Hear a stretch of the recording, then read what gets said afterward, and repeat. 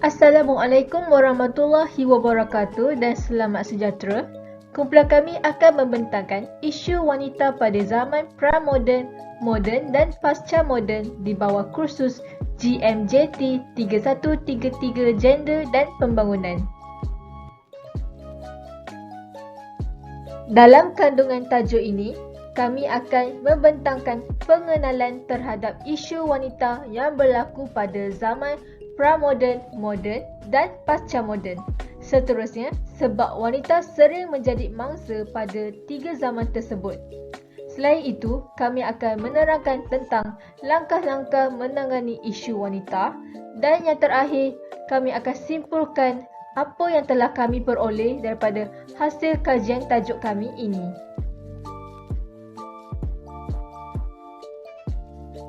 Berikut merupakan ahli kumpulan 7. Yang pertama, Nur Ana Amiria binti Mat Isa. Yang kedua, Nur Batrisya binti Adnan. Yang ketiga, Nurul Fatihah binti Abdullah. Saya Nur Batrisya binti Adnan dengan nombor matrik 270179 akan membentangkan tentang isu wanita pada zaman pra-moden. Pada zaman era pra-moden, di mana sebelum kedatangan Islam, status wanita itu telah direndahkan dan hina di kebanyakan negara. Mereka tidak menganggapnya sebagai manusia yang berjiwa. Sebaliknya, mereka pernah percaya bahawa dia diciptakan daripada jiwa yang hina dan bahawa dia adalah punca kejahatan dan dosa. Orang Arab yang pada zaman sebelum kemunculan Islam itu juga menganggap wanita itu sebagai harta benda atau sampah masyarakat. Seterusnya, menurut Undang-Undang Hindu-Manu, wanita itu tidak mempunyai hak. Dia hanyalah seorang hamba kepada suami atau bapanya. Dia tidak mempunyai kecakapan untuk melupaskan hartanya dan dia tidak mempunyai hak pemilikan.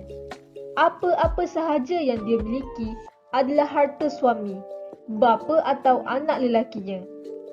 Apabila suaminya meninggal, dia harus dibakar hidup-hidup dan dikuburkan bersamanya. Selain itu, pada zaman dahulu, Greece adalah negara yang paling bertamadun dan berbandar. Athens adalah kota kebijaksanaan, falsafah, perubatan dan pengetahuan. Walau bagaimanapun, penduduk Athens pernah membeli dan menjual wanita itu seolah-olah dia adalah komoditi semata-mata. Mereka menganggap wanita itu tidak lain hanyalah najis daripada kerja tangan syaitan. Sekian, itu sahaja daripada saya. Saya akan meneruskan pembentangan ini kepada saudari Nur Ana Amiria. Terima kasih saudari Nur Batrisya atas penerangan sebentar tadi. Assalamualaikum warahmatullahi wabarakatuh. Saya Nur Ana Amiria memegang nombor matrik 270157 akan membentangkan tajuk isu wanita pada zaman moden. Seperti mana yang kita ketahui, zaman moden ialah zaman di mana manusia telah mula membangun dan menggunakan teknologi di mana dunia teknologi pada zaman ini semakin canggih dan mereka hanya bergantung kepada teknologi. Pada zaman ini, banyak berlaku kes-kes penganiayaan terhadap kaum wanita. Salah satunya ialah gangguan seksual yang berlaku di tempat kerja. Tidak kiralah sama ada dalam organisasi awam atau swasta. Gangguan seksual adalah perkara buruk yang berlaku di tempat kerja dan menarik perhatian mangsa. Gangguan seksual di tempat kerja semestinya akan membuatkan mangsa, terutama wanita, berasa takut dan terseksa. Mangsa akan mengalami perasaan tertekan, marah dan hilang pertimbangan yang boleh menjejaskan kesihatan emosi, mental dan fizikal mereka.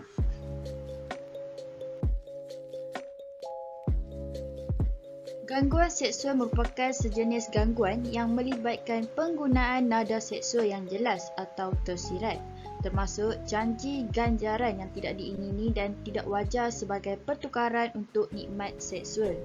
Gangguan seksual termasuk pelbagai tindakan daripada pelanggaran lisan kepada penderaan ataupun serangan seksual.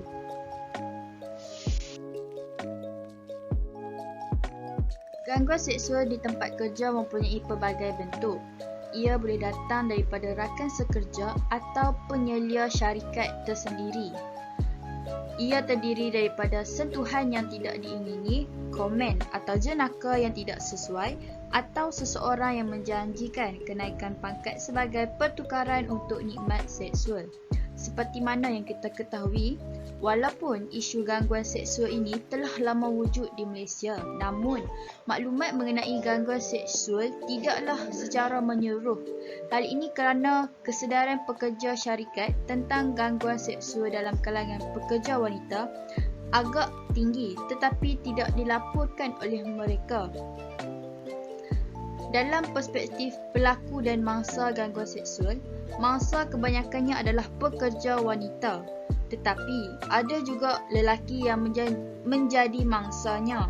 Walau bagaimanapun, angka tersebut agak rendah kerana ia hanya menyumbang kira-kira 1% daripada semua gangguan seksual.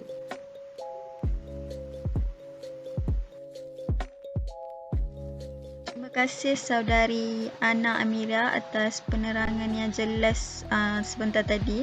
Assalamualaikum warahmatullahi wabarakatuh. Saya Nurul Fatihah binti Abdullah, nombor matrik 271034, akan menerangkan isu wanita pada zaman pasca moden. Pertama sekali, apakah yang dimaksudkan dengan zaman pasca moden? Zaman pasca moden dicirikan sebagai gelombang tahap ketiga selepas zaman pra-moden dan moden yang telah memberikan impak yang besar untuk masyarakat, khususnya kehidupan moral masyarakat Melayu. Nilai-nilai yang didukung oleh ideologi pasca moden telah menghasilkan pengaruh moral dan sosial yang dahsyat melalui pelbagai media. Para pendukung pemikiran pasca moden ini menegaskan bahawa zaman ini telah menolak fitrah sebagai seorang manusia. Pada peringkat asas, zaman pasca moden ini tidak mempunyai nilai-nilai moral yang universal untuk dikongsi bersama.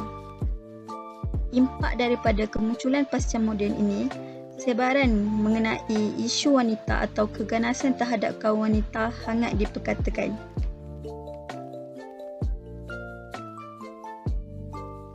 Penindasan terhadap wanita semakin berleluasa pada masa kini. Isu ini melibatkan semua golongan, tidak mengira umur, kaum atau bangsa. Statistik menunjukkan kes keganasan terhadap wanita, terutama keganasan dalam rumah tangga, kian membimbangkan pada zaman pasca moden ini. Isu ini sangat membimbangkan kerana ia bukan sahaja mengakibatkan kecederaan mental dan fizikal kepada mangsa, malahan menyebabkan kematian. Isu melibatkan ketidakadilan gender untuk wanita ini bukanlah wujud pada zaman pasca moden ini sahaja, tetapi ianya wujud sebelum zaman peperangan lagi atau lebih dikenali sebagai zaman pra-moden. Impak daripada kemunculan pasca moden ini, sebaran mengenai isu gender atau penindasan terhadap kaum wanita hangat diperkatakan. Masyarakat Malaysia juga tidak terlepas daripada terkena tempias impak dan kesan idea pasca moden ini. Kini apabila keganasan bermaharajalela, maka akan hilanglah sifat kasih sayang antara sesama manusia. Manusia akan bertindak dengan lebih kejam tanpa menggunakan akal mereka. Seterusnya, kami akan membentangkan sebab wanita sering menjadi mangsa. Sebab wanita sering menjadi mangsa pada zaman pra-moden boleh dilihat dari segi zaman Jahiliah dan zaman Jepun. Berdasarkan zaman pra-moden dari segi sebelum kedatangan Islam, wanita sering menjadi mangsa pada zaman tersebut kerana pengamalan konsep Jahiliah. Istilah Jahiliah berasal dari akar kata Jahiliah menjadi jahil atau bodoh, iaitu bertindak bodoh. Sesungguhnya dalam Al-Quran telah menyatakan bahawa orang-orang Arab di zaman Jahiliah atau zaman sebelum Islam pernah menanam anak perempuan mereka hidup-hidup. Motifnya disebabkan oleh ketakutan bahawa pertambahan anak perempuan akan mengakibatkan beban ekonomi dan ketakutan terhadap penghinaan yang sering ditimbulkan apabila kanak-kanak perempuan ditangkap oleh puak yang bermusuhan. Manakala, isu wanita dari segi zaman pramoden di Jepun disebabkan oleh satu adat yang telah lama wujud di Jepun seperti di China dan Korea, iaitu sepanjang hidupnya kewajipan seorang wanita adalah untuk mengikuti 3 peraturan mudah yang dikenali sebagai 3 ketaatan, di mana taat kepada bapanya semasa muda, kepada suaminya apabila berkahwin dan kepada anak lelakinya sekiranya wanita itu telah bercerai dengan suaminya. Dalam kes kematian, prasangka terhadap wanita dilihat dalam panjang tempoh berkabung yang diwajibkan ke atas isteri apabila suaminya meninggal dunia. Dia diperintahkan oleh undang-undang untuk memakai pakaian berkabungnya selama 13 bulan dan menahan najis selama 50 hari. Begitulah diskriminasi terhadap wanita dalam suasana sosial Jepun sebelum perang. Dalam perkahwinan, perceraian dan juga dalam tuntutan hak milik, wanita hampir tidak wujud sebagai entiti undang-undang yang terpisah daripada suami mereka. Antara punca gangguan seksual di tempat kerja ialah seorang wanita itu mempunyai personaliti yang mempunyai daya tarikan fizikal yang menarik perhatian, terutamanya lelaki. Contohnya, wanita yang cantik, berpakaian seksi, tubuh badan yang menarik dan mempunyai penampilan moden akan lebih terdedah kepada gangguan seksual. Bagi sesetengah wanita, mereka perlu menjaga penampilan ketika bekerja di tempat-tempat seperti pejabat dan sebagainya.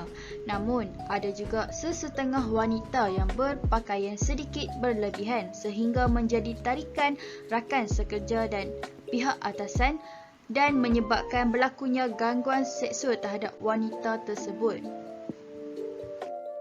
Seterusnya, perbezaan hormon juga merupakan salah satu punca kes ini berlaku.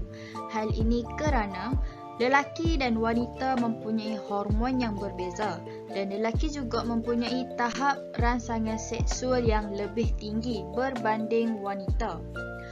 Disebabkan hal itu, lelaki mudah terangsang dan menyebabkan keseronokan seksual berlaku.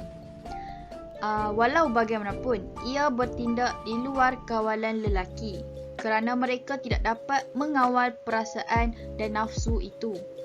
Bagaimanapun, gangguan seksual itu berlaku secara tidak langsung dan rahsia. Ini tidak bermakna perkara buruk atau lucah akan dilihat di khalayak ramai. Seterusnya, punca gangguan seksual juga boleh berlaku disebabkan faktor ego. Apabila ego seorang lelaki dicabar oleh rakan sekerjanya untuk membuktikan kekuatan dan keberanian dalam setiap cabaran, termasuk mencabul mangsa, mencubit dan mengganggu mangsa untuk memenangi hati seseorang wanita. Mereka sanggup untuk melakukan apa sahaja untuk menyahut cabaran rakan-rakan mereka. Walau bagaimanapun, jika mereka tidak berjaya memenangi hati mana-mana wanita dengan cara yang lembut, mereka akan melakukan dengan cara yang keras, seperti melakukan gangguan seksual terhadap wanita tersebut sehingga mereka mendapatkan perasaan dan hati wanita itu. Pada era pasca moden ini, isu keganasan terhadap wanita semakin hebat dibincangkan di media-media sosial. Setiap hari pasti ada sahaja kes keganasan rumah tangga yang berlaku dan wanita akan menjadi mangsa. Seperti yang diketahui, pada era ini manusia semakin hilang perasaan sesama individu. Sudah pasti, faktor gender merupakan punca utama wanita sering menjadi mangsa keganasan. Hal ini demikian kerana lelaki dilihat seperti seorang yang gagah manakala wanita pula dilihat hanya sebagai bawahan mereka. Perkara tersebut banyak mempengaruhi tindak balas lelaki terhadap wanita. Punca seterusnya ialah sistem yang rosak. Sistem yang rosak sudah pasti menghasilkan masyarakat yang rosak dari segi moral. Di bawah sistem kapitalis, wanita sering dianggap sebagai sasaran untuk menjual produk walaupun produk ini tidak ada kaitan dengan wanita. Tidak kira isu maruah, moral, agama dan kesan sosial, wanita adalah matlamat seorang suami yang hanya mementingkan kepentingan dirinya sahaja. Punca yang ketiga ialah wanita sanggup diperlakukan sebegitu demi wang. Bagi wanita pula, mereka sendiri sanggup diperlakukan sebegitu kerana mereka mudah menjana pendapatan daripada kecantikan yang dimiliki. Hal ini telah menimbulkan sudut pandang yang negatif terhadap wanita. Oleh itu, kaum lelaki hanya menganggap wanita diciptakan hanya sebagai objek buat mereka. Oleh itu, semua ini menjadi faktor dan punca keganasan dan pelecehan seksual terhadap wanita. Sekarang kita akan beralih kepada langkah-langkah menangani isu wanita. Antara langkah menangani isu wanita adalah dengan mengadakan kempen advokasi bagi meningkatkan kesedaran dan mengubah norma sosial. Kempen advokasi boleh melibatkan campur tangan media menggunakan televisyen, radio, internet, surat khabar, majalah dan penerbitan bercetak. Intervensi media juga mungkin bertujuan untuk mengubah norma dan nilai sosial melalui perbincangan awam dan interaksi sosial. Intervensi kempen lain seperti menyepadukan mesej sosial ke dalam media hiburan popular dan berkualiti tinggi berdasarkan proses penyelidikan yang menyeluruh. Langkah seterusnya ialah orang awam perlulah bersuara dan memainkan peranan untuk bercakap tentang isu keganasan terhadap wanita serta akibatnya. Orang yang dipilih di peringkat kerajaan tempatan dan negara, pemimpin perniagaan, orang dalam bidang seni, pemimpin sektor awam dan sukarela perlu menyedari di mana penamatan keganasan terhadap wanita sesuai dengan tanggungjawab mereka. Seperti perjuangan hak sivil yang lain, ini merupakan urusan semua orang. Sokongan perlulah disediakan untuk semua mangsa penderaan. Masyarakat yang benar-benar berusaha untuk menamatkan dan mencegah isu keganasan terhadap wanita akan melihat lebih ramai mangsa yang terselamat datang ke hadapan untuk memperoleh keadilan. Terdapat beberapa langkah untuk mengatasi isu gangguan seksual ini. Antaranya ialah mewujudkan persekitaran anti gangguan seksual.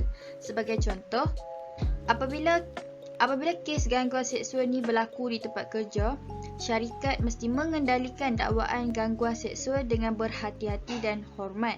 Tetapi mereka mesti kekal tegas dan serius apabila menangani perkara itu. Majikan sebenarnya boleh disaman kerana gagal menangani kes gangguan seksual dan mengambil tindakan sewajarnya. Majikan juga mempunyai tanggungjawab yang tinggi untuk memastikan pekerja berasa selamat dan selesa di tempat kerja. Oleh itu, pentingnya setiap syarikat mewujudkan persekitaran anti gangguan seksual untuk mengelakkan kes-kes ini daripada terus berlaku. Langkah seterusnya ialah setiap wanita mesti bertindak dengan yakin. Setiap wanita di tempat kerja harus yakin dan berani kerana orang yang lemah sering menjadi mangsa. Dalam menghadapi gangguan seksual ini, seseorang wanita mesti mengeluarkan kata-kata dan tindakan yang tegas dan yakin dengan dirinya.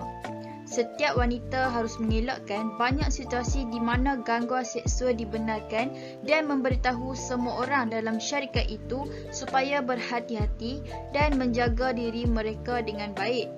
Contohnya, jika seseorang membuat komen atau perkataan yang lucah, seseorang itu harus melarangnya. Hal ini bagi mengelakkan berlakunya gangguan seksual di tempat kerja. Langkah yang ketiga ialah wanita mestilah berpakaian dan berkelakuan sopan. Sebagai langkah berjaga-jaga, seorang wanita harus berpakaian dan berkelakuan sopan apabila dia datang ke tempat kerja. Hal ini adalah sangat penting untuk memahami bahawa sesetengah orang tanpa sedar telah meletakkan diri mereka dalam masalah jika mereka juga menghadapi apa-apa jenis masalah. Mereka boleh tafsirkan sebagai menggalakkan gangguan seksual melalui pakaian atau tingkah laku yang tidak sesuai.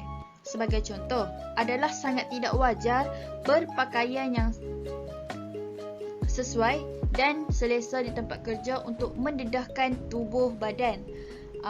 Oleh itu, jika berlaku perkara ini, gangguan seksual boleh berlaku pada bila-bila masa sahaja. Oleh itu, syarikat mesti mewajibkan pekerjanya berpakaian sopan dan menutup aurat sehingga menutup mata dan nafsu seorang lelaki. Jika ada punca dan sebab, maka akan ada langkah untuk mengatasi masalah tersebut. Dalam memerangi keganasan terhadap wanita, ia bukan sahaja terletak di bahu institusi-institusi kerajaan, tetapi ia juga termasuklah institusi swasta dan masyarakat. Perkara ini perlulah dipikul bersama kerana ia tanggungjawab semua pihak. Ini bermakna kejayaan dasar dan rancangan untuk memerangi jenayah tersebut bergantung kepada kerjasama dan komitmen padu semua pihak yang terlibat. Kaedah yang diguna pakai juga haruslah pendekatan secara holistik meliputi semua aspek pencegahan, intervensi dan pemulihan. Selain itu, sokongan moral dan sosial perlu diwujudkan oleh masyarakat terutama dari segi pemulihan diri mereka kerana mereka memerlukan masa untuk pulih dari traumanya. Perkara ini bukanlah mudah untuk dilaksanakan tetapi ia perlu dalam menyelamatkan mereka yang menghadapi situasi seperti ini. Bukan sahaja ahli keluarga yang dapat memberikan sokongan, malahan masyarakat sekeliling juga boleh memberikan sokongan moral dan sosial kepada mangsa. Seterusnya, langkah yang boleh diambil dalam membendung perkara ini ialah menguatkuasakan undang-undang yang lebih ketat kepada pesalah. Undang-undang yang sedia ada harus diperketatkan lagi supaya pelaku dapat hukuman yang setimpal terhadap jenayah yang dilakukan terhadap wanita. Sebagai contoh, hukuman bagi pesalah yang melakukan keganasan rumah tangga terhadap wanita akan disabitkan di bawah Akta Keganasan Rumah Tangga 1994. Secara keseluruhannya, isu tentang status kaum wanita telah dipandang rendah dari zaman dahulu lagi sehingga kini, khususnya gangguan seksual di tempat kerja dan penindasan terhadap wanita merupakan isu yang sangat besar. Walaupun kedua-dua lelaki dan wanita boleh menjadi mangsa keganasan, namun keganasan terhadap wanita selalunya di tangan lelaki adalah kategori keganasan yang unik yang bergantung pada keseimbangan kuasa yang tidak sama rata dalam sejarah dan semasa antara lelaki dan wanita. Undang-undang yang sedia ada harus diketatkan lagi supaya pelaku dapat hukuman yang setimpal terhadap jenayah yang dilakukan terhadap wanita. Akhir sekali, setiap wanita yang mesti lebih berhati-hati dan menjaga keselamatan diri daripada menjadi mangsa dalam isu-isu di atas dan mereka perlu sedar bahawa sudah tiba masanya untuk bangkit dan memperjuangkan ketidakadilan yang berlaku terhadap diri mereka. Sekian, itu sahaja pembentangan daripada kami. Terima kasih.